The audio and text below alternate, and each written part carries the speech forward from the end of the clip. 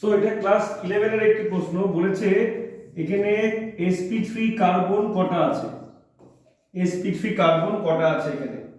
So এখানে যেটা main জিনিস আর কি, sp3 কার্বন মানে যেখানে কার্বনের চারটে বন্ড থাকে, চারটে সিঙ্গেল বন্ড থাকে, ঠিক আছে। কার্বনের চারটে যেখানে সিঙ্গেল বন্ড থাকে সেটাকে আমরা sp3 বলবো।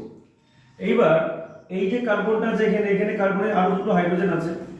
সো এই একটা sp3, এইখানেও কার্বনের দুটো হাইড্রোজেন আছে আর দুটো বন্ড আছে, তাহলে এটাও sp3, তাহলে দুটো sp3 এখানে হয়ে গেল।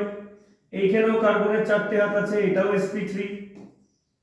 এইখানে কার্বনের চারটে হাত আছে, এটাও sp3, কারণ দুটো হাইড্রোজেন আছে তো এখানে, দুটো হাইড্রোজেন আর এই দুটো বন্ড, এখানেও দুটো হাইড্রোজেন আছে, তাহলে এটাও sp3,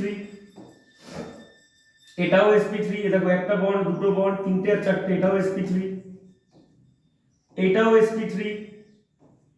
এইখানেও দুটো বন্ড আছে আর হাইড্রোজেন, তো এটাও sp3, এটাও sp3। এই যে কার্বনটা আছে, এই কার্বনটা দেখো, এই একটা বন্ড, এই একটা বন্ড, এই একটা, এই একটা, তাহলে এই কার্বনটাও sp3, এই কার্বনটাও sp3।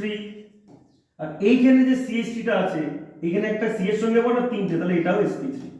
তাহলে কতগুলো sp3 হচ্ছে? একটা, দুটো, তিনটে, চারটে, পাঁচটা, ছটা, সাতটা, আটটা, নটা, 10টা, 11টা, 12টা আছে। ওকে, তো 12টা sp3 কার্বন আছে এখানে।